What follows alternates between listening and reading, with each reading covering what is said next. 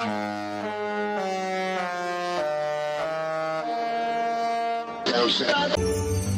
knows where a dream might lead? Be our guest, put our service to the test. Disney Magic. And now, Disney Cruise Line invites you to come with us. Ladies and gentlemen, boys and girls, welcome back to the WDW Radio, your information station. What if I told you that your next Disney cruise already has upgrades built in? You just might not know where to look yet.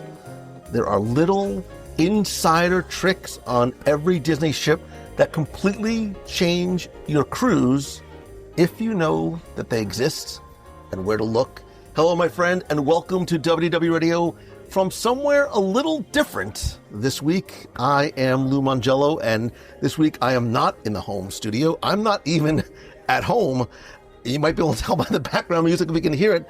I am actually on board the beautiful, the spectacular, the classic Disney Magic recording live. And if you listen carefully, you might be able to hear the music, the buzz, the ocean, well, you can't hear the ocean breeze, the sound of chicken tenders, everyone enjoying themselves. And if you know, you know, there's just something different about a Disney cruise. And the more you cruise, the more you enjoy, the more you learn, the more weight you might gain up to, but you also find out some of these little lessons that make every voyage memorable and enjoyable and special. But what if we could take your cruise from great to OMG, how did I not know about this sooner? We're talking about the hacks. We're not talking about the obvious stuff, not get there early or pack sunscreen. I mean the real, insider moves, the little known tricks, the secret snacks. Yes, they exist. The pro tips and the things that experienced cruisers do that make you feel like you've unlocked cheat codes for your next Disney cruise. And I could not think of a better person to have this conversation with than someone who literally helps families sail smarter every single day. She is my good friend, cruise expert, my sailing buddy, especially for the last 4 weeks, and captain of her own ship over at Mouse Fan Travel. She is, of course, Becky Mahnken. I can't wait to hear all these hacks. I have a feeling I'm going to learn a thing or two, because some of the information that we get from others when we've asked the question, you learn a lot, because there's things that aren't obvious. There's things that seem like they should be obvious, but you don't think about. Yeah. So I also think that there's, we've cruised a lot, and we're very fortunate. Especially in the past 30 days. First of all, high five. We didn't kill each other. We haven't yet. There's still the cruise time. Tomorrow's still another day. But, I think also too, Beck, I think there's probably a lot that that you take for granted. These are some of the, you shouldn't miss this, and nobody tells you these things. So whether you are planning whether you're sailing with us on a future cruise, or you're planning your first or your 10th, get ready to take notes, because I promise you're going to hear at least one thing that's going to make you go, wait, you can do that? So we are trying to have hopefully put together the ultimate Disney Cruise Line hack list. And I tried to make this as organized as possible as I was brain dumping some of my favorite tips and tricks and hacks. And I also reached out to you, our WDW Radio family, for some of your best of the best. And you showed up and generously shared. So I'll be including yours, and obviously giving you credit along the way. And if we miss any, or if you have my OMG, my brains are going to fall out of their head when you hear this hack, call the voicemail at 407-900-9391. That's 407-900-WDW1. Or you could message me on Instagram or on Facebook. You can come over to the clubhouse. And I tried to think about this, Becky, in some semblance of an organized I'm glad you did, because I am not organized whatsoever. I have stuff all over the place on my list. I do too. This is not... We'll be jumping around. This is not going to be a top 10. I don't want to even tell you how many I have listed here. I'm going to try and go at least in some logical order, but I'm sure later on I'll go, oh yeah, I forgot about this one. Right. So I'm going to let you go first because one, I'm wildly curious what you have to share. And, you also come from a unique perspective from the travel agent side, because you don't just have your personal experience, but you've got thousands of experiences from other people who you've helped book vacations for that I'm sure have shared some of theirs with you as well. So in terms of know before you go, the pre-cruise money saving best hacks before you even book your cruise or get on board. So my number one that we've talked about it for years and years and years, but people still don't know it, is when the itineraries release, when they go on sale, the day they go on sale, that is the very rock bottom price you're going to get.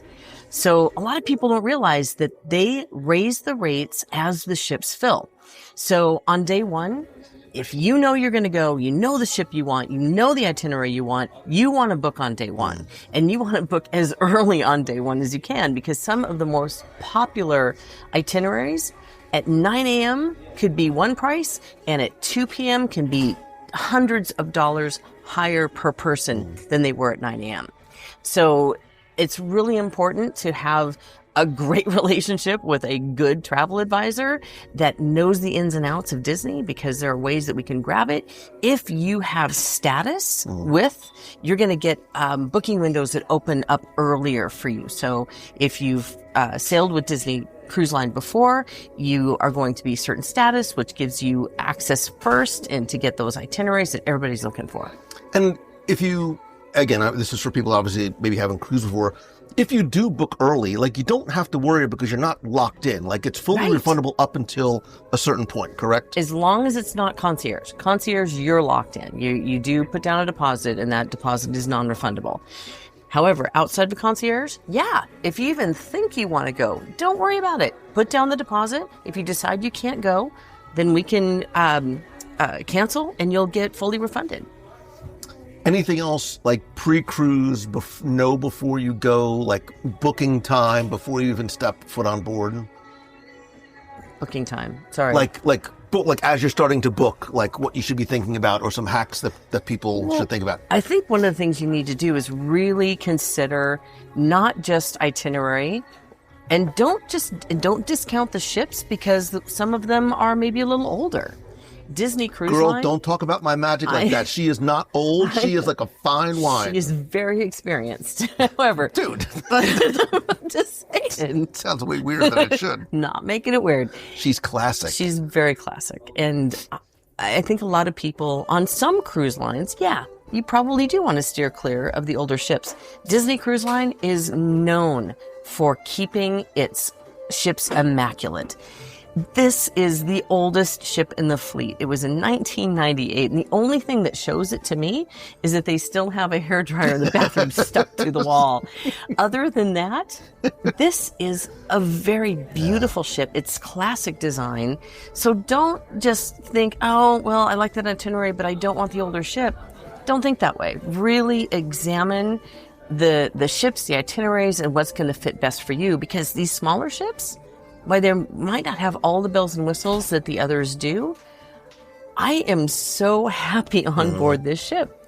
Less people, so if you don't like crowds, this is a good ship to come on. There's only a couple of places that will give you some tips and tricks about how to handle the people here on board.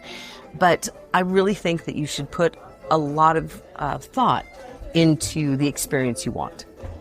I agree 1,000%. We're going to talk more about the ships on another podcast, because I love the magic. I thought it was maybe just sentiment and nostalgia, but having sort of been with her these past few days on Marvel Day at Sea, out of Galveston for the very first time, I remember why I love this ship and her sister, the Wonder, too. And it was really cool because we did get to see Destiny just a couple of weeks ago. Yeah. So being able to compare and contrast right next to each other, this has been very unique and a great opportunity. I love you all ships for different reasons, but there's a few I love just a little bit more. All right, I'm going to just quickly go through some of my pre-cruise money saving tips. Jump in when I say something stupid, and I didn't say if, I said when. When I say something stupid, or if there's anything that you want to add, because you talk about booking early for the best possible rate. I know sometimes people come on board and they hear and they see things about placeholders. So you can get 10% off a future cruise at a reduced deposit. Even if you have a travel advisor, you can do that while you're on board. You can take advantage of that and then transfer it over to, hypothetically, your Mouse Fan travel advisor. It's actually easier than that. When you book your placeholder, you no longer have to go to a desk if it's been a while for you to have done a placeholder. You can do it right in the app. And in the app itself, it asks you, do you want to use the same travel agent? And it's a yes or a no. And sometimes we know that some people will prefer to take it themselves, but you can still transfer it within 30 days if you prefer. So if you used a travel agent, you weren't happy with them, you want to use another one, just say no and then contact the travel agent you want to use and they can transfer it, but it has to be within 30 days. But make sure you pay attention to that question, because we have it all the time where people come back and they say, well, didn't you see the confirmation that I booked and asked to book with you online? And we go back and find out that they accidentally hit no instead. So we have to go through that process. So somebody sent me this. You tell me if this is true or not. When you are booking, if you select just a quote unquote guaranteed cabin, sort of certain type, and let Disney assign your room, you can save money that way as opposed to asking for a specific type? Yes, those are called guarantee rates. There are pros and cons to guarantee rates. You can save a lot of money. This is why I bring you along. You can save a lot of money if you want to do it this way. That's the pro. It used to be that another pro is you could possibly get an upgrade for free. However, because the ships are so full, it doesn't happen as much as it used to at one time. The con is big for some people. The con is that Disney chooses your stateroom for you, and you have no choice. Once they choose that stateroom, you can't move it. So it could be next to the laundry room. It can be under the pool. It could be under a nightclub. It could be anywhere that you may or may not want to be. So if you don't have any preference, you don't care where the location is whatsoever, a guarantee is a perfect thing to save money. If, however, you're a little picky, like you, wants to be near a staircase, I know you like to be near your staircase. Concierge room's only for Becky. Exactly. I'm sorry, I had a little cough in my throat. For me, I might want a good guaranteed concierge. That works too. But you really have to make sure that you're going to be okay with it. Because seriously, once they give you that stateroom, you can't call in and go, hey, can you change me? That's where the savings comes, because you're willing to give up. And that's where the other side of the coin for the other hack is that you should check the map and you should request certain staterooms. It's why a travel agent, a travel advisor is vital, because if you want a bigger room, if you want a certain location, if you want larger verandas, certain rooms have larger. This is where having somebody that has experience or saying, hey, these are what some of our preferences are. Can you sort of help us try and find and request a certain stateroom or even a certain part of the ship? Like, I just like to be close to the elevators, because when we do these cruises, we're in and out of our staterooms, like grabbing stuff and running up and down like a lunatic. Or for you trying to get up to cabanas quicker. If we're going to reveal all of our dirty secrets. The other thing, too, in terms of rates is keep in mind that there are also special rates available, like for Florida resident, military, last minute rates sometimes, right, when they're trying to fill the ships. If you have a little bit of flexibility, I wouldn't wait till the last minute, but so last minute rates are a little bit of an anomaly. Because Disney has so many places to go for last minute filling of staterooms, like to cast members or to travel advisors or to people in the industry, they don't run a lot of last minute rates. You do see them sometimes, but I wouldn't count on it. Don't wait until last, hoping that you might get last minute rate. But they are out there. So if you are, like you said, Florida resident, military, there are rates available there. They're not on every sailing. They are on specific sailings, specific dates. So ask your travel advisor to check that out. The other thing, too, to keep in mind is we all know that sometimes there are some sailings that they just come out with that may not be known in the area. So a great example, if you're looking for a really good rate right now, Galveston, outgoing out of Galveston, has really good rates, but San Diego does too. San Diego. There's a lot of competition in that area. So they're sailing out of San Diego, and I've seen some amazing rates that are coming out of that. It's not that I don't believe you, Becky, but I've never sailed out of San Diego. And I sort of feel that in order to speak to this eloquently, maybe we should look ahead. At San Diego, yes. The other thing too, and this is where not sort of having that sort of just guaranteed stateroom, but there are, if you know, you know, there are sometimes, if you know where and when to look and who to ask, there are some upgrades that you can get sometimes before you get on board, or like once you get to the port or once you get on board, you can go to guest services and say, hey, you know, give them a little wink and say, are there any upgrades that are available today? And sometimes you can get a discounted upgrade to a better cabin. And I've heard stories from people who are like, we upgraded to concierge for what would normally be pennies on the dollar. Absolutely. It's rare, again, but I always ask, right? If I'm in a standard stateroom and I do want to check concierge, when you first check in, just say, hey, are there any upgrades available on this sailing? Most likely the answer is going to be no, but there's that possibility and that chance. And I have been able to be upgraded a couple of times in the past 10 years or so. So if it's something that you're looking to do, ask the question. I mean, even if it's not a concierge, even if it's not to concierge, maybe anything. It's like from an inside stateroom 100%. to a veranda. You never know what sort of upgrades might be there. Absolutely. The other thing too, and I know a lot of people have shared this one with me when I first posted it. This isn't even about sort of booking. It's just like, as you're starting to think about getting on board and saving money, and budgeting is really important. A lot of people like to buy Disney gift cards or go to like guest services and sort of load their onboard credit and be like, okay, son, you've got $50 to spend, like have at it. And when you hit that limit, you hit that limit. And by son, I may mean husband and or wife as well. A lot of people will do that with cash too. You don't just need to have a gift card. You can say, hey, you always have to have at least cash or a credit card against your account. But if you're trying to watch your pennies, watch your spending, or if you want to gift your husband or your kid, you can always add to the account and then monitor it using the app and see exactly where you are and your spending. The other thing too, again, before you get on board, and it's very, very popular outside the States. I think becoming a lot more popular. We use this a lot for groups.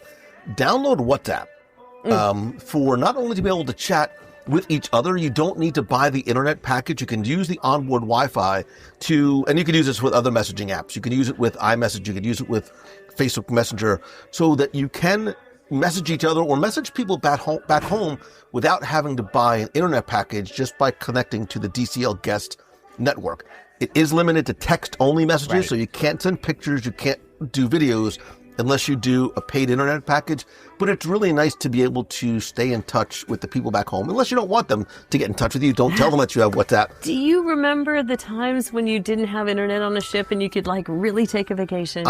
Yes, and I long for those days. I'm going to tell you a very quick story just to show you how old I am and how stupid I am too. Very, very early on in my early days, pre-Becky, I was on a cruise with my family, and I was young, and I thought I was in love, and I had a girlfriend back home who, was clearly a crazy person. This is way back. Okay. Becky, forget internet, forget messaging. They didn't even have like phones. I had to go to the radio room. How old are you? I had to go to the radio room. Like, can you call my girlfriend back home? It was I did. It was like that scene from European Vacation. Oh, you're going to have dinner with your mom? I'll hold. I'm like, yeah, I did. I'm not with that woman anymore, thankfully. But there you go. So WhatsApp. I have so many questions, but we will hold on for that for later. I'm going to move on. Speaking of upgrade hacks, some of the upgrade hacks you can do right in your stateroom. You can upgrade your stateroom without having to quote unquote upgrade your stateroom. How? I'm going to tell you. These are some of the favorite things that I love to bring. Go to Amazon. You don't have to even use my affiliate link. Go buy those little magnetic hooks.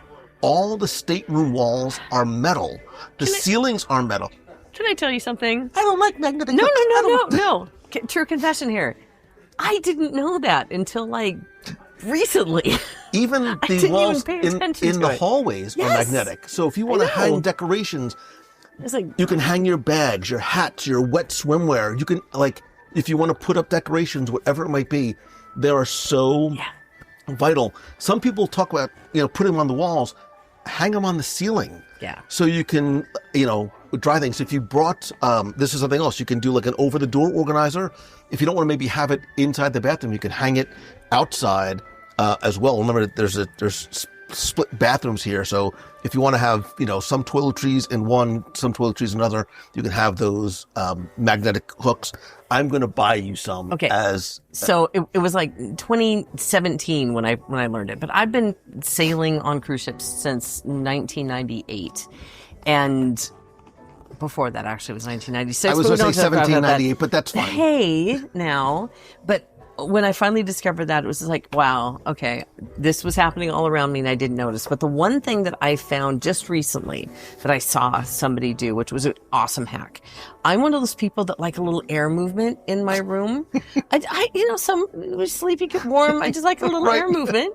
But they have those portable fans that are magnetic. Yeah. And you can just stick that to the ceiling or to the side of the wall if you're one of the people that needs some air movement. So I was really thrilled about that, and I'm going to definitely find one of those and bring it on the next one because then it's going to be warm where we go next. Yeah, some of these little things, like when you hear, you're like, oh, obviously I should do that. So, for example, when you go on a cruise, there's certain things you can't bring with you. Right. Like your Spaceballs hairdryer, you can't bring.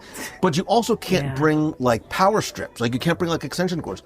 If you bring a non-surge protected power strip, like a USB or USB power strip, I very strongly recommend it, especially too depending on what ship that you're on. Something else too, this is like a dollar store hack. Go buy one of those little pop-up hampers so you can keep all of the dirty clothes very organized in the small room. I like to just pop one up, put it in the closet. I think the square ones sort of hold their shape a little bit better. They're like 8 ounces, if that. They're super, super small, really fit nicely into the closet. Let's talk about that hairdryer thing just for a second, only because for some reason that went viral. But this is something that a lot of people may not be aware of because it's a recent change with DCL. When they rolled out the Wish, the Treasure, and the Destiny, who are all LNG powered, they have basically asked you not to bring any hair dryers or any hair instruments that are 1,500 watts or more. So here's the funny part. If you have a Dyson, ladies, don't bring it because you're going to take the walk of shame when they take it out of your suitcase because they scan all of the suitcases as they come on board. If they see something that they don't like, they will take it from Dude, your Daphne is going to get in Spaceballs, the size of your hairdryer. It's like you're trying to dry an elephant with that thing. Well, some of us have long, thick hair that needles. It's a long story. But seriously, 1,500 watts or more, you cannot bring on board. Don't put that in your steamer trunk like back. Yeah. All right, this is going to sound like the stupidest thing in the world, but it's... He's laughing about my hairdryer. And let me explain before you're like, what? Bring clothespins or chip clips with you. Don't laugh at me. Is that for all the chips that you bring on board with you in your because snack sometimes when you're in the shower, especially on the older ships, they have shower curtains and they're stick to you sometimes. I hate this is how you listen. Okay. You put the clips on the bottom and it weighs down the shower curtain and it doesn't stick to you anymore. Also, you can use them to sort of clip I like the chip clips, use it to attach your towel to the back of your chair so it doesn't blow around in the breeze. You can use it to hang up your laundry, but you ready for this? Sometimes, and it's rare, especially because these ships are so big and they've got the stabilizers, but did you ever you're laying in bed and you just want to sleep and you get that banging of the metal sound of your hangers. You put one of the chip clips up against it and your hangers don't bang. You're welcome. Good night, everybody. Okay. I will save the $3 and take the hangers from the closet and put them on the floor. That works too. Speaking of hangers, and you talk about the laundry room, so I'm actually right across from the laundry room, which I don't hear anything. Hack. I don't even know what is in there. I don't know how those magical machine works. It's I have 3 words for you. Downy Wrinkle Spray. Oh, yeah. Little bottles on Amazon. It is a miracle of modern technology. If you are, Just checking. Do you have Amazon stock? Because you've said that a lot. Why am I not using my affiliate link? While you're on Amazon, I'm sure you're bringing one anyway. Bring a reusable water bottle with you. Especially now. When you go to the drink filling station, remember, on Disney Cruise Line, water, soda, juices, coffee, tea are all included up on deck 9, deck 11, whatever ship that you're on. Do not use your water bottle in the thing. Fill a cup first and pour it into your water bottle because sanity. A little sanity involved here, yeah. Safety and sanitary is really important. And I would bring one for like your cold drinks and then bring like a little tumbler for your coffee.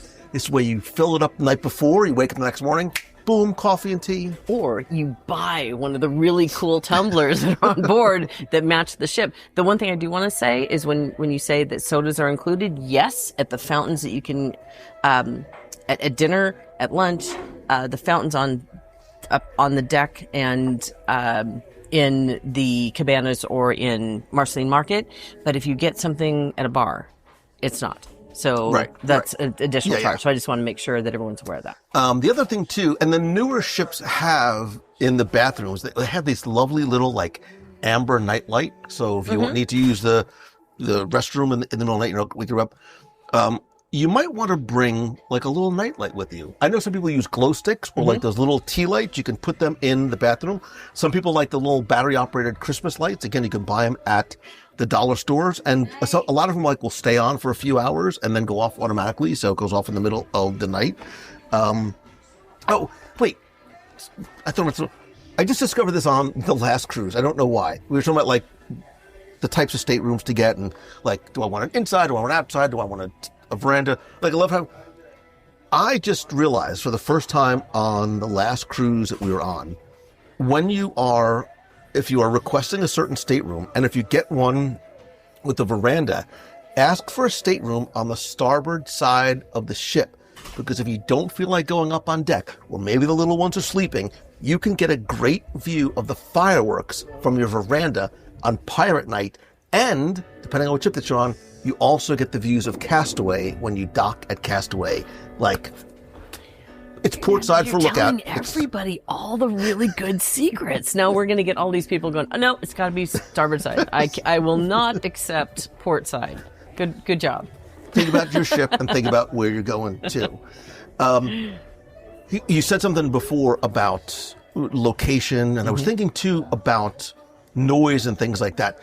When you're thinking about your stateroom, especially if you are a light sleeper, if you have kids, or try and if that's a concern for you, make sure your stateroom is surrounded on all sides by other staterooms so you don't get noise from above. There are some cabins, I know we've been on some ships where, I think on the Dream and the Fantasy on deck 10, if you are in the aft of the ship, there's a possibility you might be under the sports court. Right. So you might sort of hear like basketball. You might hear, music late at night. And on these ships, too, on the Magic and the Wonder, if you're up on deck 8, there's some areas that are right underneath the sports courts or right underneath a lot of the traffic areas. In the morning, you might hear everything kind of opening up for cabanas, and that can be a little wake you up. So you want to avoid those locations.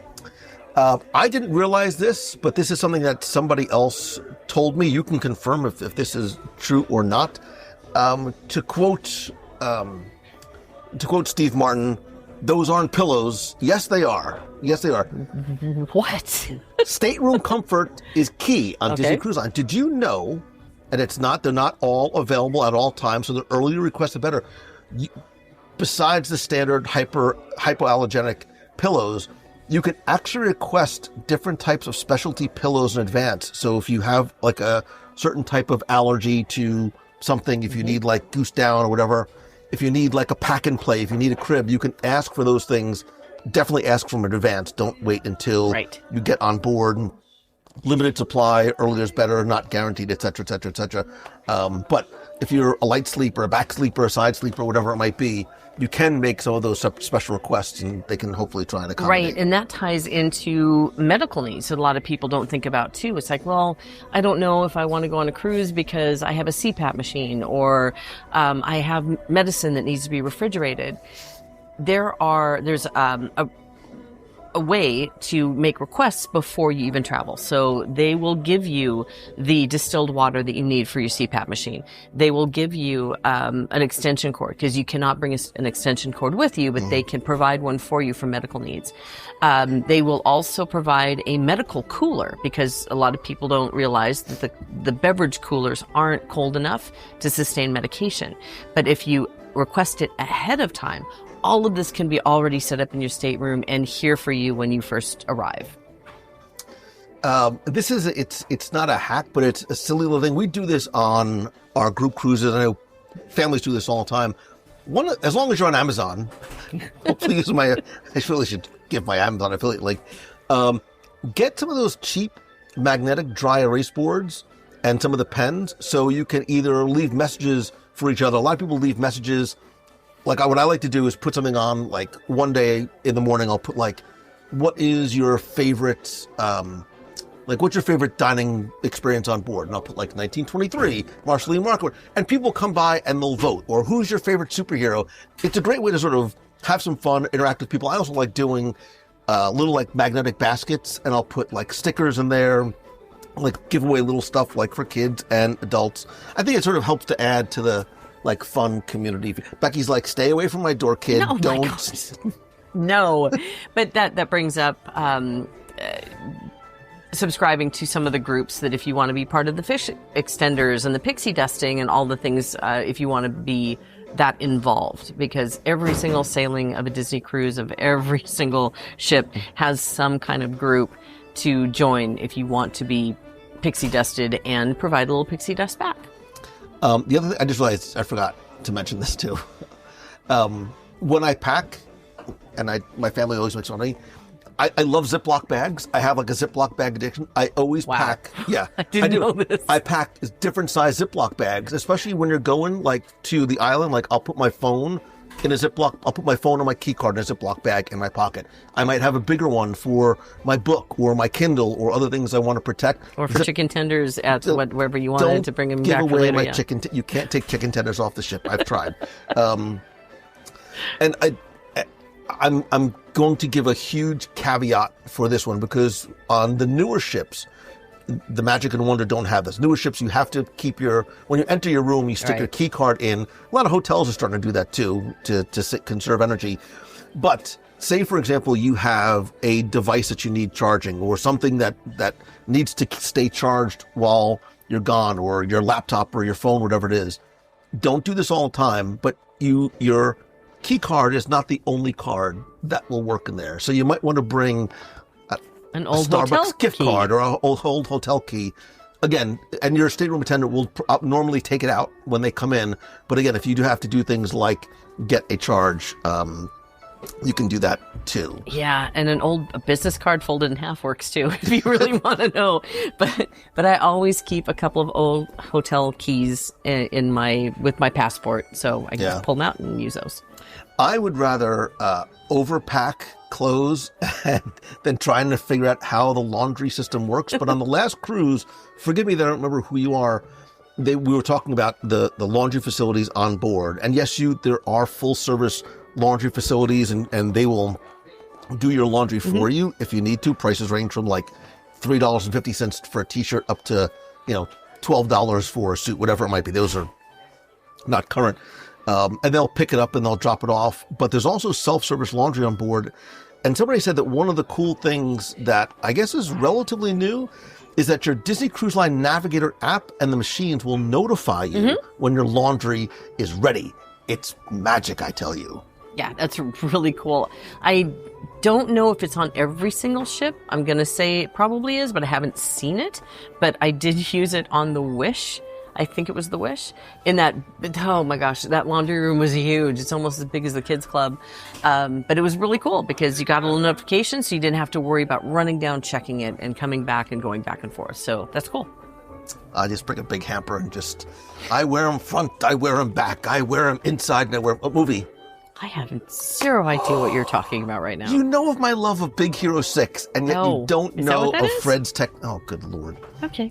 All right. Anything else pre-cruise, stateroom-wise, before I get to really the most important part of this conversation? Pre-cruise. This is one of those little possibly will work, but for transportation to the ship. If you use the DCL transportation strategically for early boarding groups, especially for those newbies or non-Castaway Club people who don't have access into all of those little lines that say, hey, come over here because you're Castaway, or come over here because you're Pearl.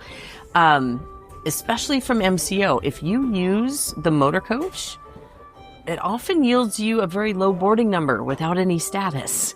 So if you jump on the transfer that takes you from the Hyatt or from the airport, if you don't come in the same day, just saying, stay at the Hyatt if you have one day. You can hop on their motor coach or from the ones from the hotels, and when you get there, you don't have to worry about standing out there with a little boarding group because they're going to let you right in. Nice. Yeah. I never thought about that. Anything else? Because I really want to get to a very, very important, very serious set of hacks. Oh my God, I'm sure there is here. We can always come back to if you find it in your notes later. Tons of lists. So yeah, at the end. Yeah, I know I'm going to be all over the place with this. Let's talk about this for a second, because this is more of an FYI, again, on port arrival times or PATs. Guys on DCL, if you've been on other cruise lines and you have a port arrival time and they just let you walk in when you get there, it's not Disney. Disney is very strict about their port arrival time. So if you have an 11:15, there's going to be a little line with a little sign that says 11:15. If you, especially at Port Canaveral. So, however, what I'm hearing is that if you have a port arrival time that's 12:30 or 1 o'clock and after, they do tend to be a little less strict about those later times. I think they're just trying to control those people that are arriving from 10 to noon, which is us. or if where Becky's they're port arrival time is 10:30, we will be there at 8:15. Dude, who's the early one? Get out of my way, child. Oh my gosh. Remember that part about not killing each other I'm yet? double Pearl, for the love of God, out of my way. My name is on Castaway Key, for God's sake. It's funny because it's true. All right. Anyway. So if you do have one of the later times, you might actually, if you have a 2 o'clock, you might show up a little bit early because you might actually get in before that arrival time. So just keep that in mind. And listen, don't sweat it. It's like getting on a plane. It's like, you're all going to the same place. Like, it's not leaving you. Right. As long as you get there by 2:30. As long as you got your passport and you actually have a valid, ticket, the ship and you're is not late. Right. Just don't be late. Do because not. they do cut off. There's a cutoff time, much like when people go, oh, on my last day when we get in, it says it's going to be there at 6 a.m. No, you can't get off the ship at 6 a.m. Yeah. And the ship will leave without you at port. Like, you've seen the videos. Pier runners. It's true. Don't be that guy. Google or pier gal. runners. It's hilarious. All right, let's get serious. Okay. This is no more joking around. All This right. this is where I was having so much fun. this is where the real meat of the conversation comes to be, because we're going to talk about dining and food strategies. Okay. And I have 217 different. I'm going to need another cocktail over here. So, again, ladies first. Any sort of instant thoughts that come in terms of food, dining, snacking, hacking? Yes, I'm going to give you the logistical stuff. So first off, when you first book your cruise, you need to choose if you want main dining, which is usually 5:45-ish, or late dining, which is usually 8 to 8:15. Now, main dining, because of its focus on families here, main goes first. So the earlier you book, if you really want main dining, grab it. Just breathe a little bit, though, if you really want main and there's late, because you can wait list.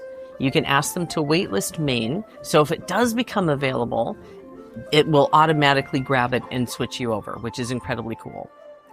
However, this is the one thing I want to tell you. Most people, when they get on board, will go right to lunch. Don't go right to lunch. You want to use that first hour after boarding for administration, not lunch. You want to Speak go for yourself. You want to go, if you want a Palo, a Remy, or Enchanté reservation, you want to go to the dining team and get in line, because as we've discovered, they have an interesting way of doing a musical chairs type situation to keep you in line here. On the bigger ships, it's even more important to get there when it first opens. So you'll see in the app, when you get to the port, make sure that you download, if you haven't downloaded, download it beforehand, get to the port and connect to their Wi-Fi. The moment you connect to the Wi-Fi, and you don't have to be on board the ship to do it, you can do it in the port. You can see what your dining time is, what your dining location is. If you need to move it or want to move it, you want to be in that dining changes line the moment it opens. You also want to do your spa changes or your spa appointments, or do your kid club tweaks, or again, that dining rotation. If there's something, if you see it and you're like, oh, I don't want to start there, I want to start in 1923, you can ask to change your dining rotation too. But the key is to get there and get in line even before they're ready for you, because then you won't waste too much time sitting in line for those first few hours that you're on board. So get on board, go right to where you're supposed to make all these changes, then go have lunch. I like that. However, let's say you've gotten all that taken care of already. Okay. Your Mouse Fan Travel Advisor has hooked you up. You've got your early dinner, which is the way I like to do it. I'm a dinner and then a show kind of guy. It just sort of makes more sense. Plus, it lets you have dinner, the show, little popcorn, little nosh later there. You come out, do some of the evening activities. Guess what time it is? It's time to hit like Mickey's Festival of Foods, or go up to deck 11, get yourself a little snack, go back downstairs, hit some of the other activities, maybe go up to the pool. Guess what? Time to retire to your stateroom. You know what time it is? Chicken tender time. Yeah. That is the way that you structure out your 7 meal a day cruise line 7 adventure. meal a day, and then the next 2 weeks you do everything you can to get. They say you're supposed to have like 5 to 7 little meals a day, or in my case, 5 to 7 big meals a day. You talk about sort of embarkation day and getting on board, and it's this, there's nothing like that feeling, Becky. Like, you saw me, like, on the cruises. There's something about stepping on board. I still get a little choked up. I get like a little like teary-eyed when they're like, oh, look, Lou Mongello's back again. But they welcome you by name when you come in. Mm-hmm. And there's almost this, where do I go first? Where should I go? Some people go for dining. Some people might have to take care of registering their kids for the kids club or go to guest services. Most people, myself included, I'm a cabanas kind of guy. I'm a Marceline Market kind of guy. However, on embarkation day, a lot of people don't realize this. Disney Cruise Line offers a little quieter sit-down lunch in some of the main dining rooms, usually from about like 2:30 around or so. And there's a set menu of appetizers, entrees, and desserts. And the locations vary by ship. I think it's normally like in Triton's on the Wonder, Lumiere's here on the Magic, the Royal Court and Palace on the Dream and Fantasy, Arendelle on the Wish, Plaza de Coco on the Treasure, and Lion King on the Destiny. It's usually a lot quieter. Sometimes the buffet, in cabanas could be, I love the sort of hectic pace of going there and sort of choosing my own culinary adventure. Nope. But I'm like, can we go to the restaurant for lunch? No, it's cabanas time. It's got to be cabanas time. It makes me so happy. But even think about that too for breakfast. Again, I like going to cabanas for breakfast. There's certain things on Disney Cruise Line I just love to have. I go back to, they're literal comfort foods for me. But also don't forget about main dining for a little calmer breakfast every single day too. It's plated. It's usually far less crowded than cabanas. And if you're not in a rush to get anywhere, going for one of the sit-down restaurants, usually one is only open for breakfast every day. Yep. You're not going to go hungry. That's the thing on you go hungry, the ship. Man, something's wrong. Yeah. If you don't gain weight on the ship, then stay out of the ship. So I talked about, I like to bring, whether it's like a Tervis or I buy one of the Disney Cruise Line Tervises on board, maybe make myself a little cup of tea. I'll have it. The other hack too is you can order your morning coffee or tea via room service the night before. Then it arrives nice and early in a little warm carafe, ready for you to get ready if you've got a veranda. there is nothing like sitting out there just watching the ocean go by, sipping your morning thing and your morning chicken tenders.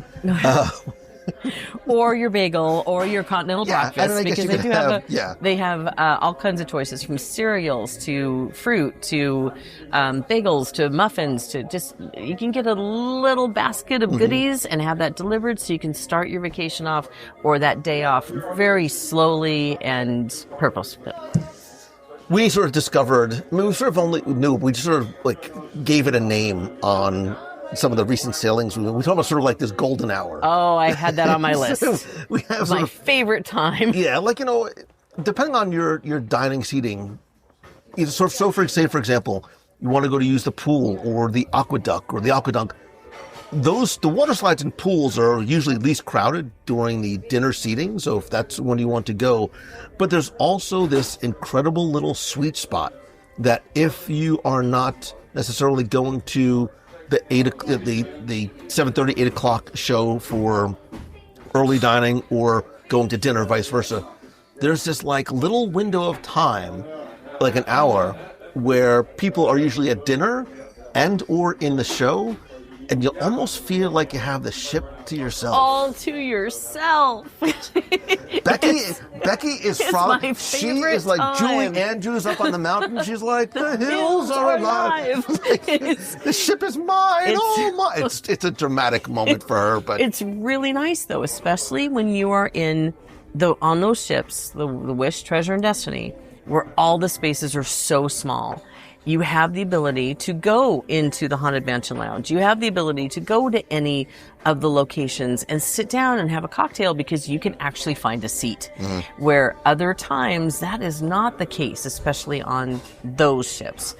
Happily, on these other ships, like right now on the Magic, there's a lot of space, and there's places you can go all the time, so you don't really have that much of an issue on these ships. But that golden hour, you can pretty much kind of call your own shots, make your own adventure, and not have to be driven by where the crowd is. And if you know that there's something that's going to start a little bit later, you may want to just go and sort of make camp. I'm thinking about Cruella's, right? If you know that treble making with Cruella is going to start, you know, at 9:30, whatever time it is, maybe you want to take advantage of that. Pick your spot, take your seat, and then just have your way with the menu. Same thing whether it is the Sanctum or you know, the Skipper Society Lounge.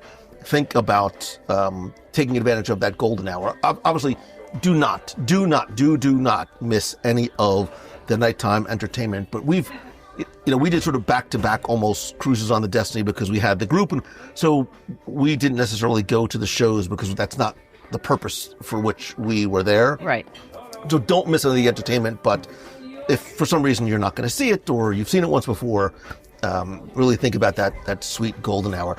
I'm going to give you, this is the most important thing we're going to say all day, Becky, and especially this is really for first-time cruisers who might not realize this. I have 7 words for you. Order more than one thing at dinner. For the love of God, you have You're very the world is experienced your oyster. I think they literally gave us like a table for 2 with seats for 4 because like, oh, it's Mongello. He's going to need a little bit of room to spread out. Do not be ashamed or embarrassed to say, hey, I want to try 2 appetizers, or this is the entree I want, but man, I'd really like to try those truffle prosciuttos too. You can do that. Now, the caveat is when you get home, you need to stop doing that because it will cost you extra money to order that second steak at dinner. It does not on Disney Cruise Line, and it really gives you a chance to maybe try something you've never tried before. Right. Yeah, there's some dishes that I'm a picky eater. I know that is a shocker to you. But stop the presses, Vicky Vale. What? It's nice. It is DC. Anyway, it is really nice to be able to look at something and go, you know what? Can we order that for the table so we can all take a bite of that and see if it's something I'm going to like or not? And you're not wasting the entree costs like you do in a restaurant. So that's really one of the best advantages of being on board a cruise ship, because you can test and adjust and go, you know what? That really wasn't for me. And don't feel bad about saying, I'm so sorry. this was not what I thought it was going to be. And they're going to say, what else can I get for you? Don't feel bad. It's your vacation. It's your time. It's your tastes and wants. You can say, this didn't taste the way I thought it was going to. Can I get this instead? And they're fine with that. So don't ever feel bad about ordering more. Yeah, so very accommodating. And look, if something's not to your liking, you don't finish it, that's okay. You will not be shamed like I was when I was a kid for not finishing my food. It's fine. No, I have another kind of adjacent thing to what you just said, because shocker, I'm a picky eater. There are, ladies and gentlemen, one of my favorite things, and I get laughed at all the time by Mr. Mongello, but yes, you can order from the kids menu. I do it all the time. There's a couple of menus in restaurants that don't exactly... All right, 2 words. Pirate menu. I am not a fan. But they do have great kids menus with some great choices off the kids menu, and you can order it, and it's fine. Adults can order off the kids menu and get your chicken strips. As an extension of that, they are also incredibly accommodating. Yeah. So, obviously, if you have certain allergies, if you have dietary requirements, let your travel advisor or Disney Cruise Line know in advance so they can, whether it's kosher, gluten-free, whatever it might be. However, if you get on board and you need those things, they're accommodating. But, and I'm not saying that I'm sitting at the table with someone who does this basically at every meal. If you've watched When Harry Met Sally, it's basically done. So listen, I know you have all these things on the menu, but what I really want...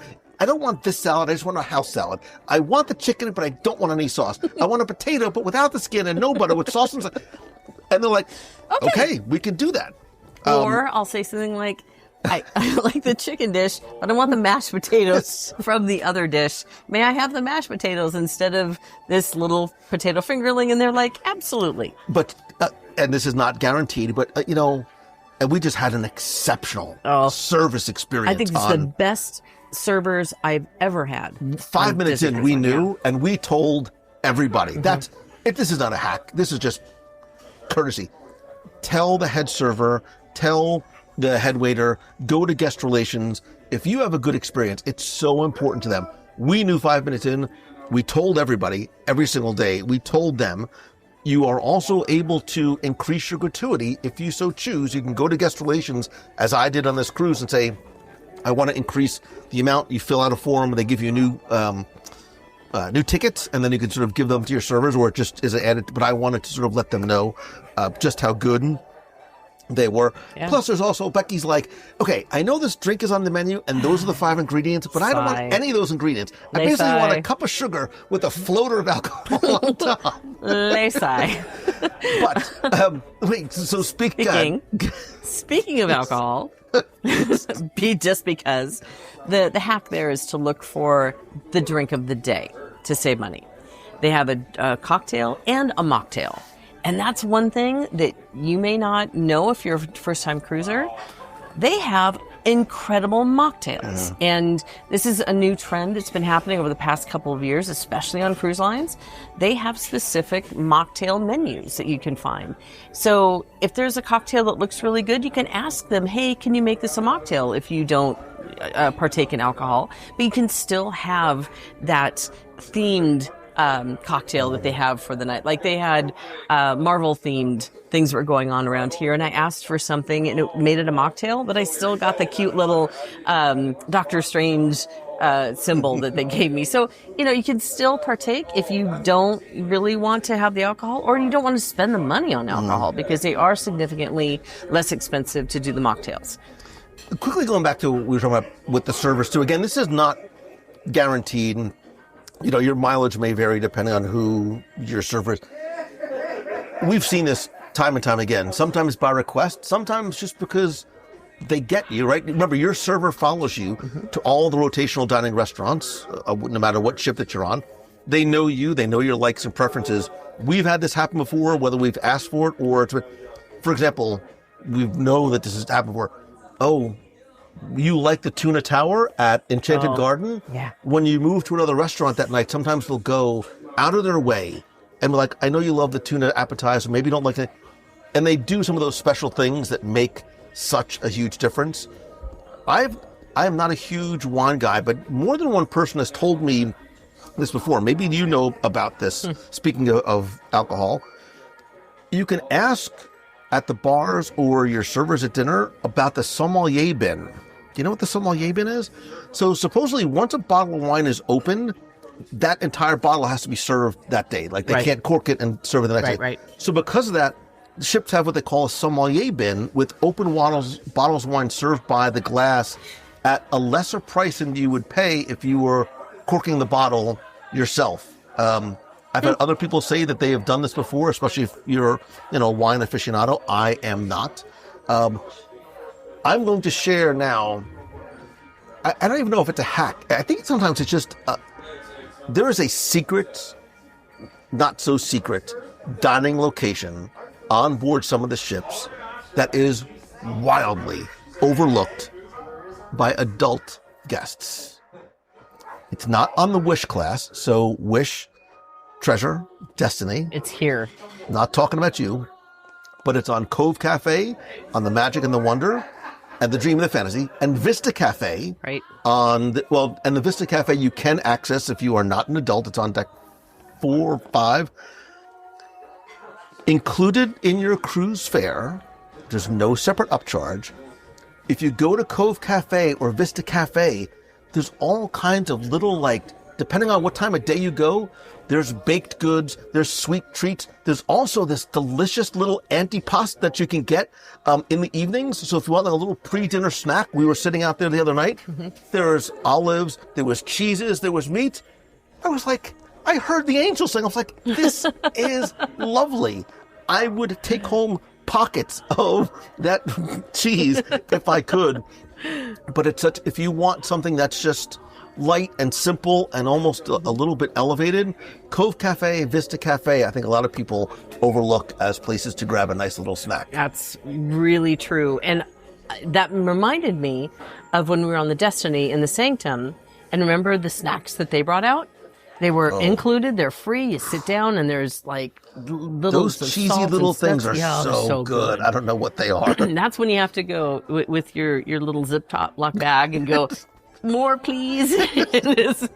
May I have some to take to my room, please? So I do like those little tips for sure. The one thing too I want to mention on the non-alcohol, one of my favorite things, because the families get together and everybody's cheering each other on for their cruise and their celebrations. They actually have onboard Disney. I haven't found it anywhere else but Disney, but it might exist somewhere else. Is a non-alcoholic champagne, sparkling wine, not champagne, sparkling wine, called Cloudin. And it is so good, and it's blue, and it sparkles. So for the kids, it's actually really fun. I've tried, once I found it, I've tried to get it imported into the United States, and you cannot find it anywhere except for on board this ship. So I tend to drink a little bit of Cloudin when I'm here. Shocker. There's a red Cloudin, which Becky will have nothing to do with. No, the red is great. The red is better than the blue. But you can only get, I can't believe I'm going to say this out loud, you can only get the red at concierge. Oh, there you so go. The blue you can get anywhere on board. But they're both, and there's a gold too, by the way. There's a gold, a red, and a blue. FYI. Just saying. So good. Speaking of beverages and things like that, did you know that there is, on certain ships, there's a speakeasy, a hidden little speakeasy that's hiding in plain sight? Judging by the way you're looking at me, what the heck you're talking about? On the Wish class ships, there's a little joint called Hook's Barbery. And you're it's a place that you can go to get some upscale grooming services, including haircuts and hot shaves and beard trims and skincare and all that. But which you love, by the way. Listen, it makes me wildly uncomfortable. They do a wonderful job. It's just not my thing. But what sets Hook's Barbery apart is they have this secret adults-only bourbon and whiskey bar that's sort of hiding in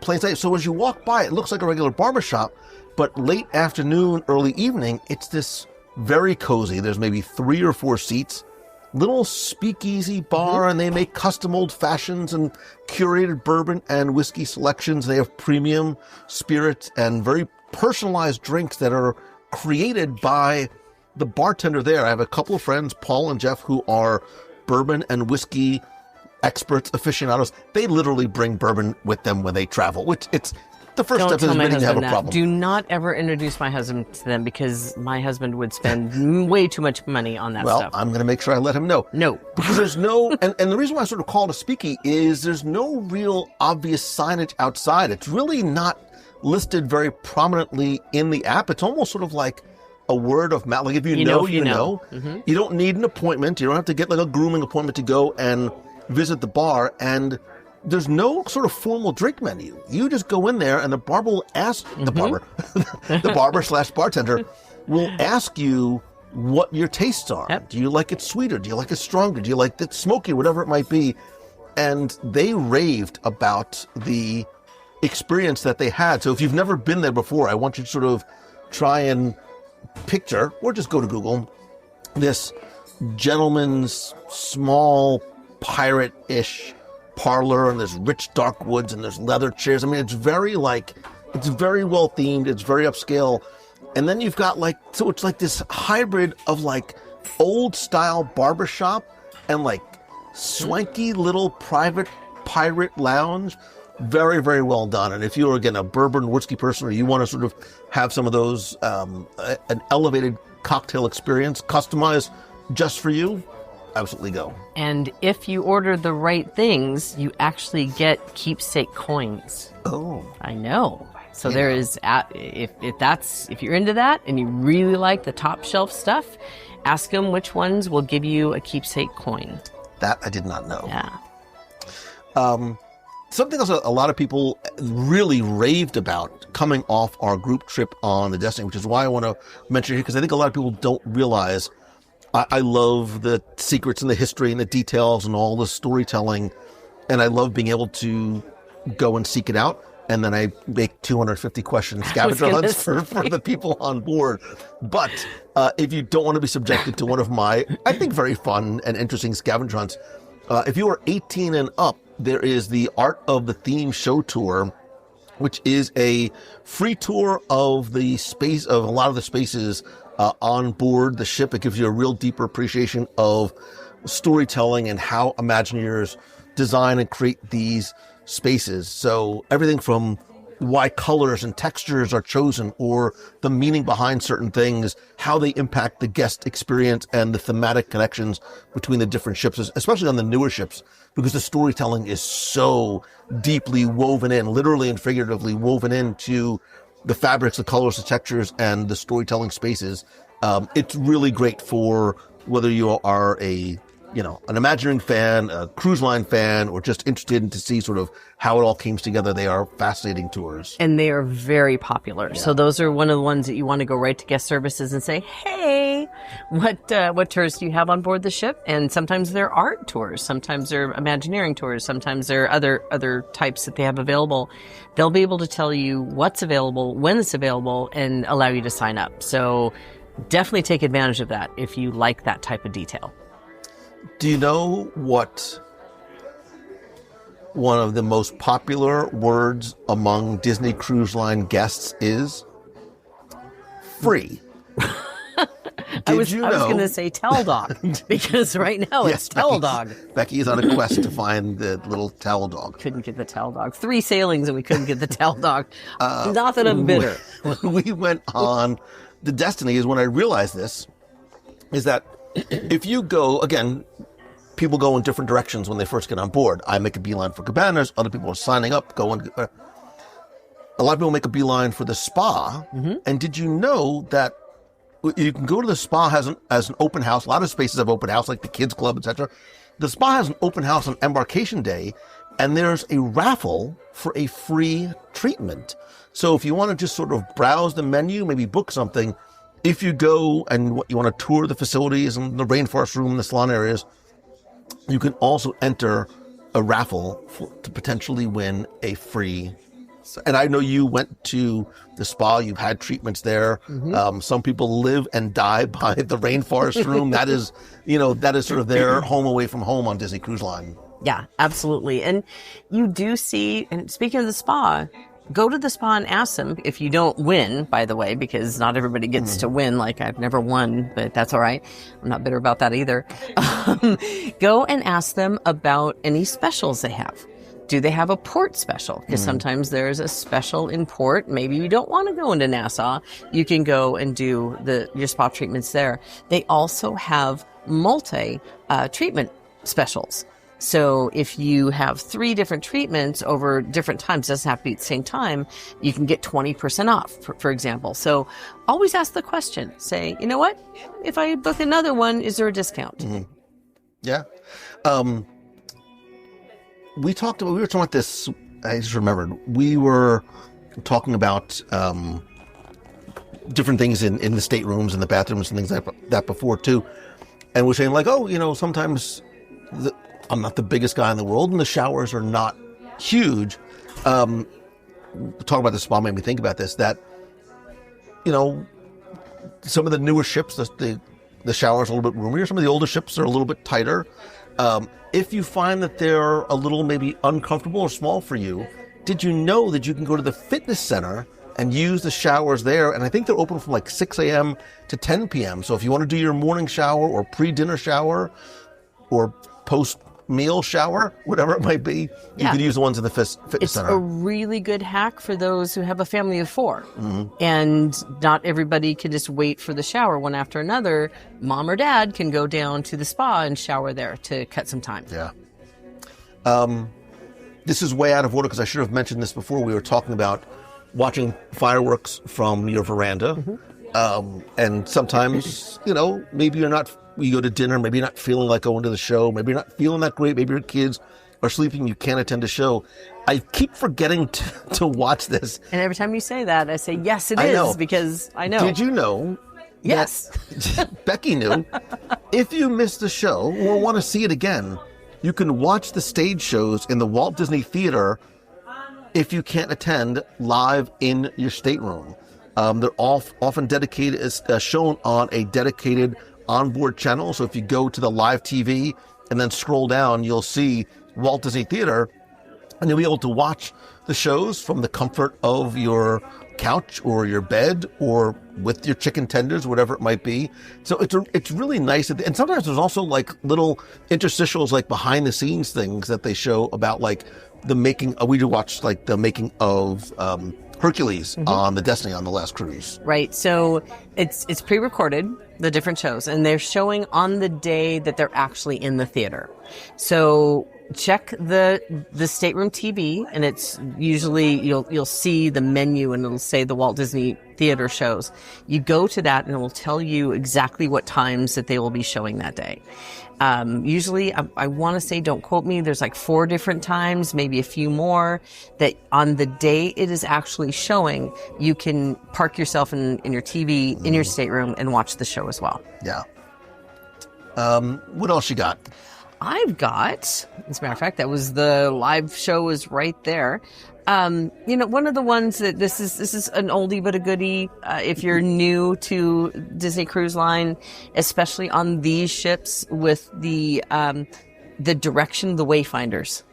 So the carpet on the Magic and the Wonder, at least, has a map on it. And if you are, if you see the map right side up, you're heading to the front of the ship. If it's upside down, you're heading to the back of the ship.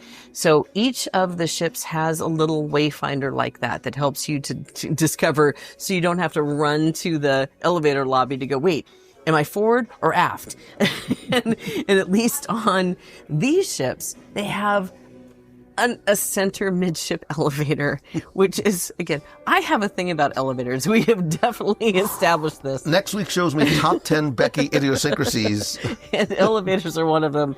But it really is so much more convenient. And again, with these smaller ships that only has 10 decks, You can actually get your steps in. But this is a good reason to choose this because you don't feel so bad about the 4 desserts that you ordered because you wanted to try each one of them.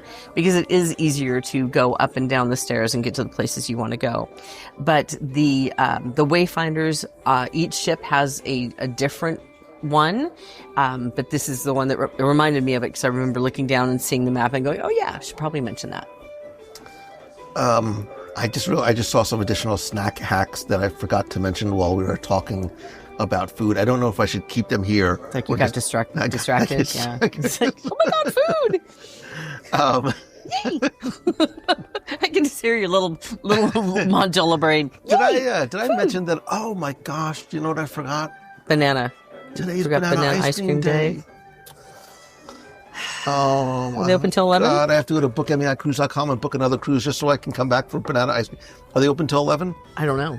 10? I don't think so. I think it was 10. I think it's 10. All right, you talk about your snacks and I'll look to make sure. I think it's over. All right, so here are some quick snack hacks that I've seen people do, that we've done before, that people have told me on the last cruise. So, for example, up on deck 9 here, on deck 11, on some of the other ships, there is soft serve ice cream available up on deck. What I like about the Magic and Wonder, it is self-serve, soft serve. So you grab your cone, make you a go mess, up and you go do that voodoo that you do so well and make your own. On other ships, they do have crew members who are able to help you. Here's the hack. Here's one of the hacks. Go over to the soda machines. What, you're agape. It's open till 11? Yes. All right, good night, everybody. We're done. Hacks are over. We have 50 minutes. We're going to get this done. So go over to the soda machines, grab your paper cup, go over to either the crew member or to the soft serve, make your own ice cream in a cup. We actually, when we do these cruises, we'll have like an ice cream social, and I'll bring all kinds of like accoutrements. I'll bring like M&Ms and nuts and sprinkles, and I know sprinkles are jimmies, whatever you call them. Jimmies? Like, yeah. Chocolate sauce and peanut butter. Yeah, some people call them jimmies. I don't know. It's a weird thing. It's like standing online. I get it. Go ahead. Right. What do you call a big sandwich that's in a long roll with like meat and stuff inside? A Subway. Subway is a brand, but they're a sub, hoagies, heroes, grinders, whatever you want to call them. Whatever. We're getting distracted. So you can make that base with the soft serve, and you put in like brownie chunks, or you can even go to the like buffet area and get some little snacky things and put them on there. You control the toppings. You control the textures. It's wonderful. I have a lot of friends who like to do this on board, or for my friend Melanie, like this is her thing. This is her thing when she goes to Castaway or Lookout. She will go and get 2 of the giant soft serve cookies and then go over and make herself a cookie sandwich. You can do that on board. You can make your own sandwich between 2 cookies, 2 brownies, whatever it might be. So go to Cabanas or go to Marshalling Market, get your cookies or brownies, come out, make yourself a little sandwich. I know a bunch of other people too like to make milkshake floats. So they'll get it in a cup and then they'll go over, they'll put vanilla soft serve in a cup, and then they top it with like Coke or Sprite or Why don't Fanta they have Orange. root beer on board? Sorry, this is good. I have to now go Call it out. sarsaparilla these days. Oh my god! But I mean, yeah, that would be great if there's like root beer on the gun and you could go get. Yeah. All right. Anyway, I guess you could wait. You could actually sort of make your own. Oh, wait, you forget milkshake. You can make your own affogato. A what? So you go and get a cup of coffee or espresso from the beverage station, and then you go and put a little soft serve on it. It's called an affogato. And you can make you forgato. It's all included, no waiting in line, and you could make it on your own. Another couple of things about food too. Don't forget. Right, you go to Cabanas, right, and you get your waffle, and you put peanut butter on it, and you put banana and syrup. Cabanas is closed, so I just want you to know, but there's still banana ice cream. If you drink coffee, go to Cove Cafe and make sure you get your little coffee card, because after you get 5, the 6th one is free. Mm-hmm. So make sure the first one you buy, you make sure to get your coffee card. Yeah, we definitely take advantage of that, because there's wonderful specialty coffees that are not included. They're an additional charge. But if you get your thing stamped 5 times, your next one is free. Yep. So there you And go. then last but not least, this is more of a thing for Magic and Wonder, because I found this a little frustrating, but I found a way around it. Cabanas can be a little overwhelming in the mornings. Don't you talk bad about my cabanas. In the mornings, I will fight you. especially on a sea day, it can be a little crowded and hard to find a seat. So I would just say, make sure to go really early or go right before they close. It's not a problem. What are all these children doing here? That's not Out what of I my said. way. You were with me, and we I were want like, my churro Mickey waffle, which is only available on the last day, by the way. Yes. The last day, go to Cabanas Marshall Market and get your churro Mickey waffles. Yeah. There you go. Deck 11, deck 9, you go get chicken tendies, you chop them up, and then you go to one of the other foods and get like a little wrap. You can make like a little chicken tender wrap. How Right? did you do that? Because Didn't you just have chicken tenders by it's a then? mindset thing. If you're an experienced Disney Cruise Line crew, don't think like what's on the menu. It's like, what ingredients are available and what can I build? What sort of custom snack hack can I build? Thank you. Clearly, anytime there's going to be food involved, there's going to be a long list of things that you're going to go after, especially banana ice cream. Yeah. Yes. You know, you mentioned before you were joking. You weren't even joking. You were being completely serious about ordering off of the kids' menu. Yes. My kids grew up on Disney Cruise Line. I'm not going to cry like I do every time I see parents with little kids on cruise line. But you've ordered off the kid. The other thing that parents should recognize too, whether it's for yourself or really more so for your kids, is there's kids' menus at all of the table service restaurants. But kids are not limited to eating off those menus. They Right. can order off the adult menu. And the servers are also ridiculously accommodating. Like if your kid is like, hey man, I need to have chicken tenders every night, they will find a way to bring that kid chicken tenders. If there's something that is on this ship, we've seen it time over time over time. We've seen them do it for adults. Like they will really go out of the way. So don't be afraid to ask. And usually what will happen is by night 1, night 2, your server's going to know your or your child's preferences. You don't have to ask anymore. Like I'd love just like walking up and like, oh, there's your iced tea. There's Becky's very customized Iced beverage. tea, which is what I drink most of the time on this I ship. want iced tea, but I want Splenda. I don't want the round ice, not the cubes. I want the squares. Whatever. Wow. But yeah, there's always lots of options for kids. So if your kid is a picky eater, usually there's a lot, but there's also very accommodating to. The other thing, yeah. Last but not least, for me, a lot of people are always looking for a juice bar or for smoothies. And it was just a few sailings ago that I realized that there's a couple of bars now that have juices and have smoothies, Yeah. and they're really nice addition. good. It's a really nice addition. nice addition. So if you're kind of jonesing for that, there are all kinds of different types of concoctions they can make, and one of them is right next door to the soft serve ice cream place. Right. So you can feel good about, you have the ice cream, and then you wash it away with a healthy smoothie. Yeah. Exactly. Speaking of eating healthy, much like me, really very conscious about what I'm eating now, Chicken tenders.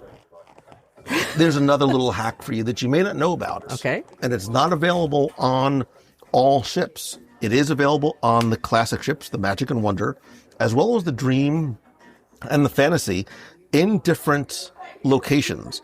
So on the Dream and the Fantasy, they're sort of in this little hallway area in between like the pub and the club. And here on the Magic and Wonder, I think both, we're in O'Gill's right now. I think it's also O'Gill's on the Wonder. There are complimentary, and I'm looking right behind me with the complimentary late night snack spreads that are not part of the regular buffet. So if you want like wings, mozzarella sticks, spring rolls, fruit, meat, whatever, it's not every night on every ship. And there really is sort of no schedule of what is out when, but we were in Fathoms last night, the night before, I don't know. And I was getting excited for chicken tenders. So we were in the middle of something. And I was like, wait a minute, Mongello. And I walked briskly from Fathoms here to O'Gill's. And there was this glorious little mini buffet of little chicken wings and crudité and meat, and there was like a muffaletta sandwich. And I just heard the angels sing. Again, they're not in any of the dining guides. It's like a late night bonus when you find it. And when you do, it's a great sort of interstitial meal in between dinner and room service chicken tenders. Because you have to fill all of those 7 meals Yes. in the day. Yeah. Wait, as long as we're sitting in the pub, as for example, guests might also not realize that all the ships have lounges and pubs like Periscope Pub or Crown and Fin or O'Gill's that not only have their own drink menu, but a lot of them also have a food menu, which come at an extra cost. We really dig the food at places like Cask and Cannon and Periscope Pub. So they're not part of the buffet service. It is an extra cost, but whether you want a pretzel or an amazing burger, ask to see or usually be at your table, or even think about, say, hey, maybe I don't want to dine in the thing, or I want a late night snack. Look to the pub. Look to the cookie, Jerry. Look to the pub, and there are unique snacks and little bites and big bites you can get there too. It's not just little bites. We turned that into a meal one night. We replaced a dinner with going there, and it was really good. And then you got the drink that came with all the chocolate doubloons, and so I had chocolate for a week after that. The other, now I'm just talking about food because I like talking about food. This isn't even like a hack, but the other thing too, and I really like it on, well, who am I kidding? I like it on all the ships because I had it here. I love it on the Wish class ships. Late night pizza just hits different on Disney Cruise Line. The other night, I didn't want to wait for chicky tendies. I had this delicious barbecue chicken pizza that I got on Deck 9. I brought it back with a little beverage. I watched Big Hero 6. Look at the smile on my face. Look how happy I get. It's not a hack, but if you're hungry, you are never, and room service is 24 hours a day, 7 days a week, 367 days a year. 67.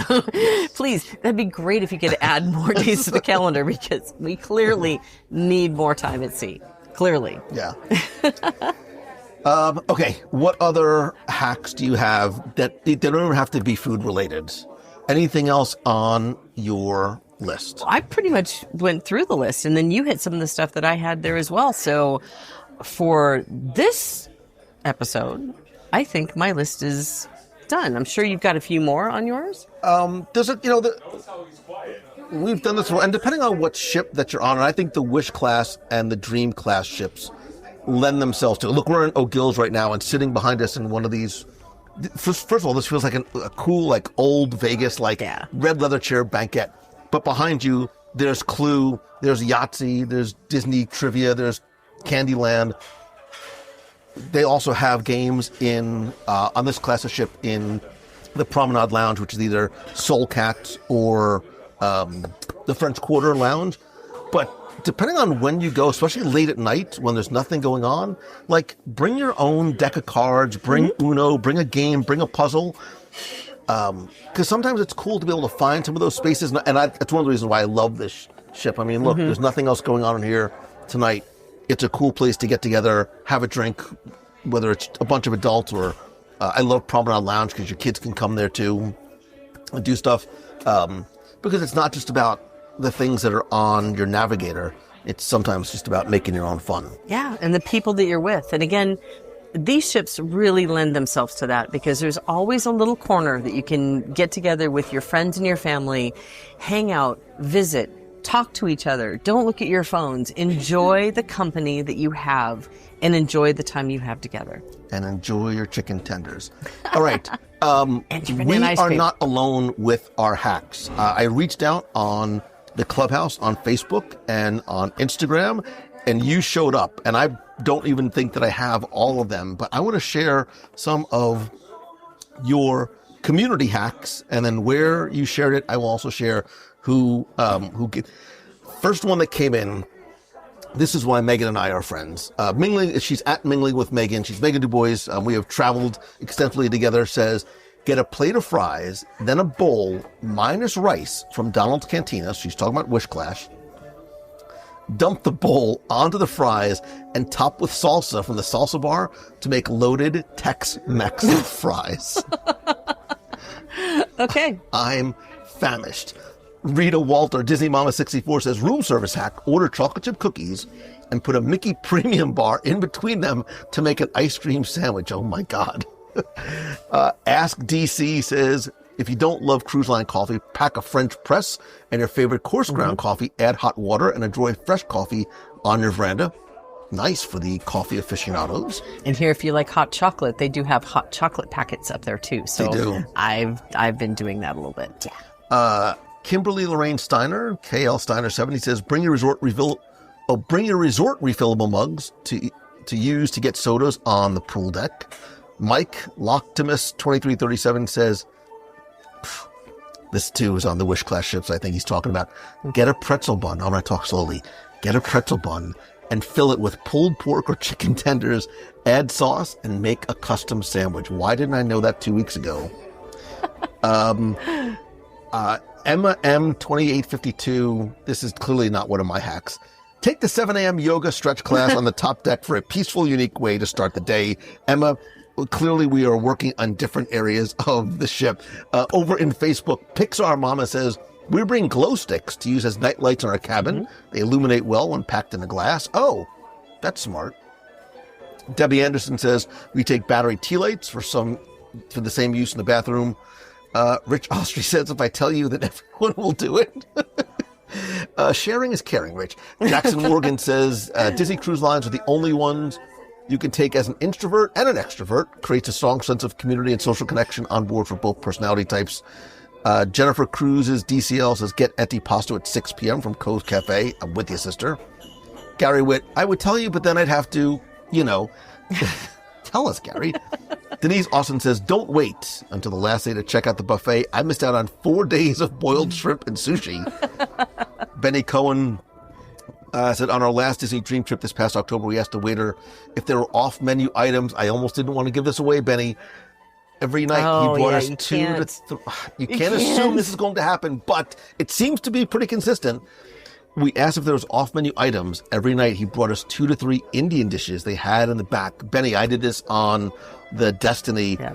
It's not guaranteed, but if you like Indian food, I've seen this and I've had it happen a number of times. It's best to give them a day's notice about that. Just say, hey, for tomorrow night.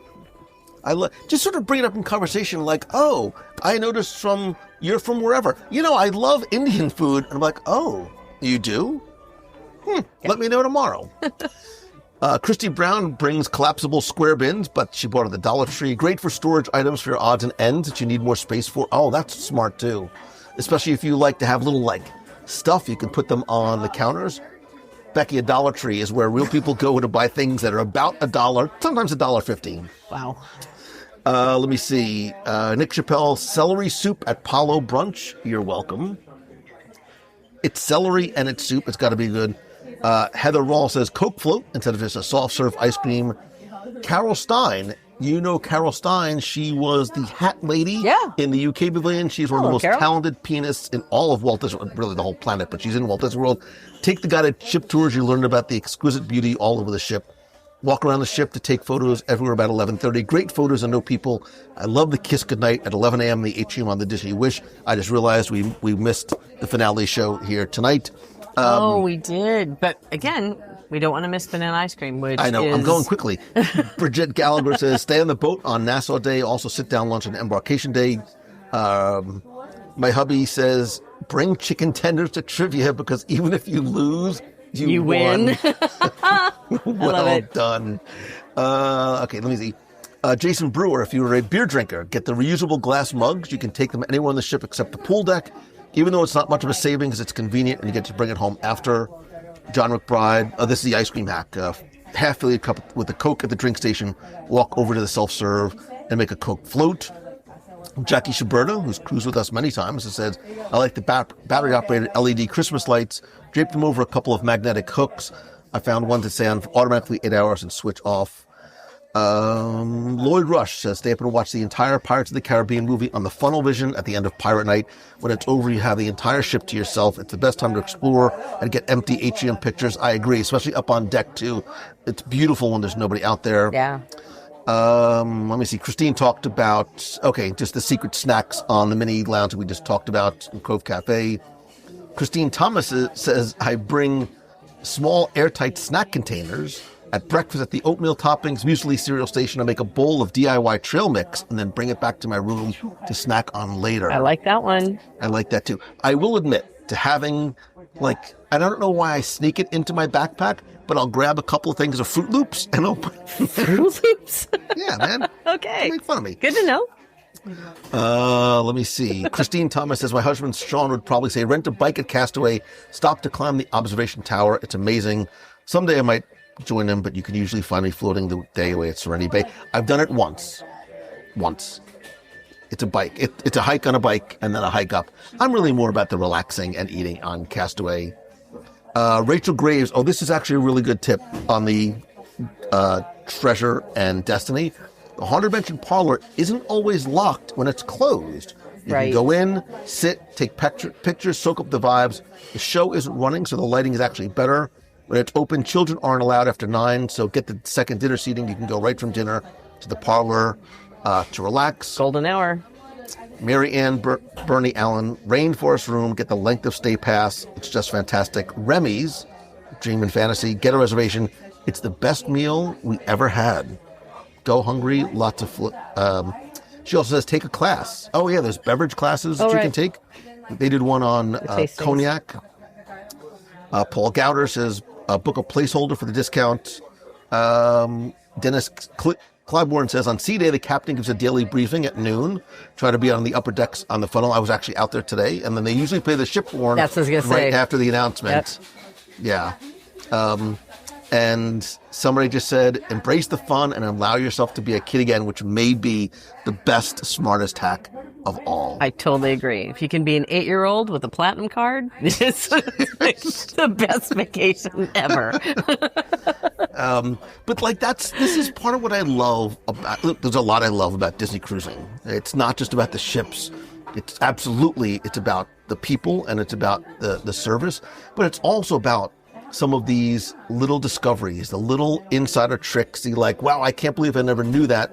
And when you do, it sort of makes you feel like you're part of a secret club. And more importantly, pay these forward, right? Because I think sometimes the best hacks don't come from websites or guidebooks. They come from you, right? They come from our friends. They come from the community. So I want to know, because you're probably screaming at your car why didn't they do, or thank God they didn't say this. Listen, share the love, share the knowledge. What is your best Disney Cruise Line hack, tip, or hidden gem? The things that most people don't think about, which is what we tried to cover, but totally should. Come share it in the clubhouse. Tag me on Instagram or call the voicemail at 407-900-9391, because the next great tip might come from you and you can help someone have the best cruise of their life, which is exactly what Becky and her team of advisors do over at Mouse Fan Travel. Really, and I'm not just saying it because you're here, but one of the best hacks. And I know, look, I like to sort of self-plan, and planning is part of the fun, especially with Disney Cruise Line, because there is so much involved. Look to an advisor at Mouse Fan Travel who can help you, pardon the pun, navigate a lot of the idiosyncrasies, so you do sort of maximize not just your dollar, but your fun and your time on board. Yeah, and one of the things we'll do too is if there is a date that is opening up soon, you can contact us and say, hey, I'm really interested in going in January of 2028. We'll make a note of that. So when it gets closer and we get the heads up that it's opening up, you're already in line and we can grab it for you. But even better, and I love my cruise hack at this point, because like you said, people like to see what they're doing. They want to pick their cabin. They want to see all the prices. Maybe it's 11 o'clock at night and we're not available. We do have a self-booking engine at bookmeicruise.com. You can go in there. Disney cruises are available. Any cruise line, actually, that we work with is available. You can look it up. You can play with the dates and the times and the itineraries and the ships. You can decide to hold one if you're not exactly sure if you want to actually book it. You can book it if you'd like. And the next morning, we get the report that you've booked something. We assign an agent, or we give you the agent you're already working with, and you are good to go. So if you're kind of like a little bit of playing in there and checking out stuff, we've got the tool for you.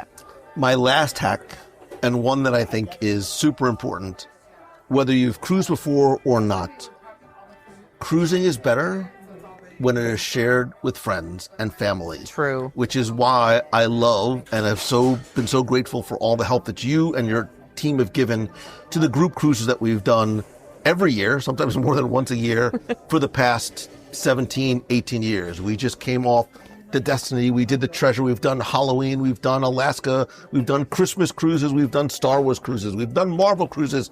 We've spent a lot of time on this cruise planning future cruises. So definitely stay tuned to the podcast, to my social, and the clubhouse, because whether you are an introvert, extrovert, whether you've cruised before or never, or even never cruised with us, there is something special about cruising together as a group. And we always do a lot of fun, unique, special things together as a family. And there's nothing like being able to walk through and see somebody else with that same lanyard on and know that you're sort of connected in some way. And no matter where you go, whether you're going to bingo, whether you're going to Hooks Barbary, you know you're going to find somebody that is part of the group. And you can do as much or as little as you like. So I'm excited for it to plan what we are planning, which we're not quite ready to reveal just yet. We're that close. Becky and I spent a lot of time together. I know. And there's more to come. We get a little bit of a break. Yeah. And the other thing too, we discovered, having been on cruises basically for a month, there are lots of ways and places. Like if you need to get work done, look, we understand the world keeps spinning. Yep. You know, we joke about, we wish there was no internet, but there is internet, and it's we've been able to work for a month and find places and spaces, and very focused work because you have no other distractions other than chicken tenders, chicken and the ocean. Yeah.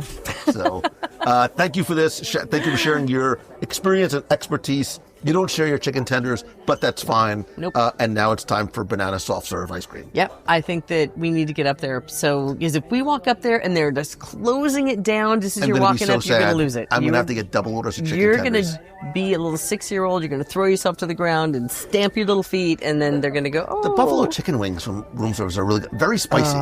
They're very spicy. The pizza, though. And you can smell the pizza when you're walking around the corner. Yeah. Well, you made fun of me last time because I was like... I was walking back to my room and I got a glass of water and I was like, oh, I need a little walking pizza. so we would stop at Daisy's walking pizza. And I would get, I needed pizza to walk from the front of the ship to the back of the ship. Because you needed more energy and fuel to get from here to there. Yeah. Got it. It was like an interstitial between dinner and the first snack and then chicken tenders. Lace-eye. All right, now we have to get ice cream so I can then go back to my room and order chicken tenders and watch Big Hero 6. Lisa. That's my favorite.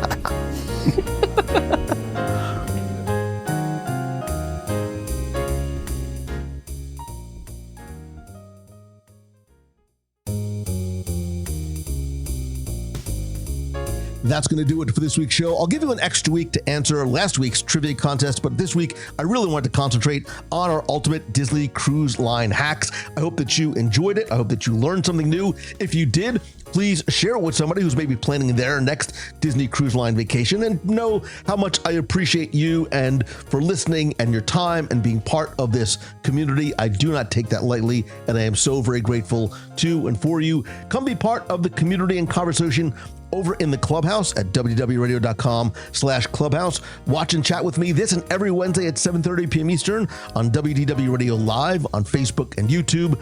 Leave me a voicemail. I'll play it on the air at 407-900-9391, whether it's about your favorite Disney Cruise Line hack, a question, a comment, anything that you want to share. And please connect and chat with me over on social. I am at Lou Mongello on Instagram, Facebook, and LinkedIn. And because I am so truly grateful for the gift that you have given me of being able to do and more importantly share what I love each and every week, I want to give you a quick invitation. If you are a creator or entrepreneur or solopreneur and you've been wondering how to actually turn what you're doing into sustainable revenue, I'm hosting a live online momentum monetization workshop on Friday, March 20th from 9 a.m. to 12:30 p.m. Eastern.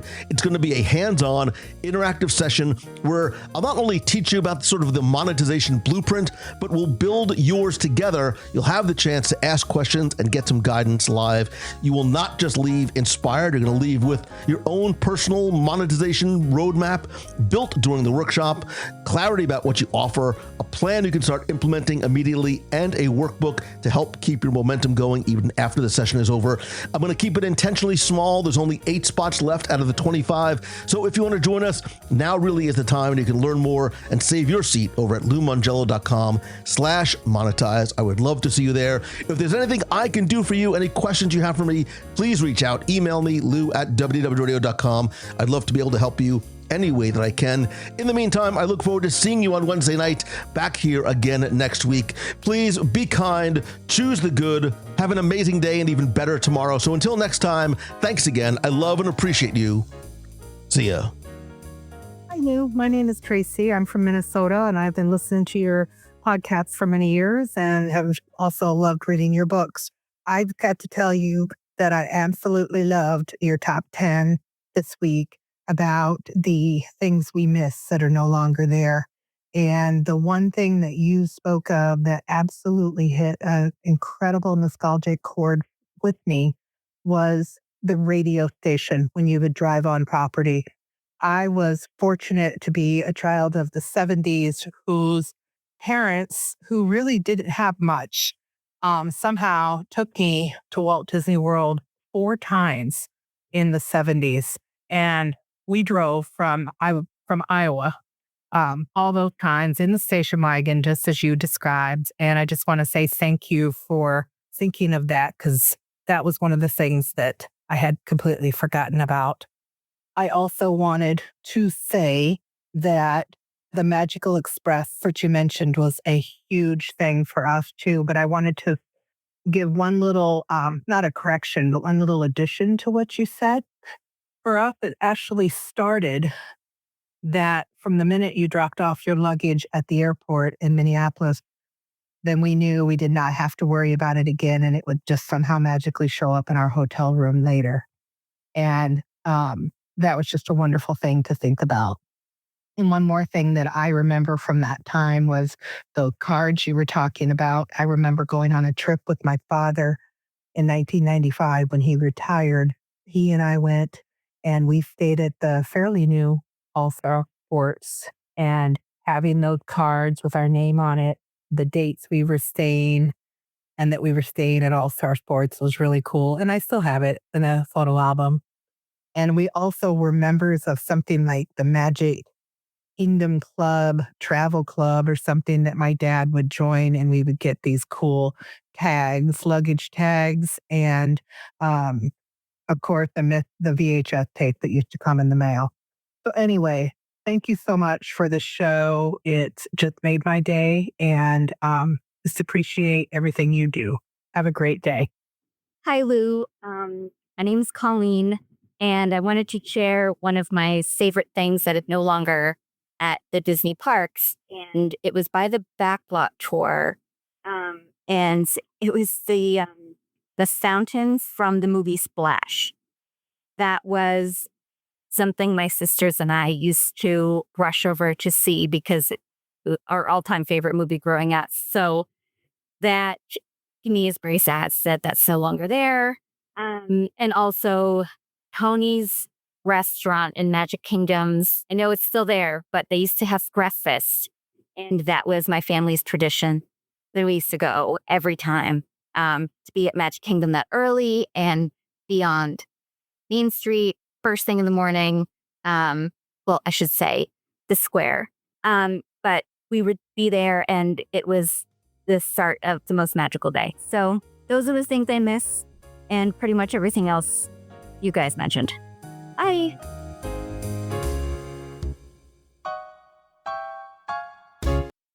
Well, it sounds pretty good. In fact, that's just the right spirit.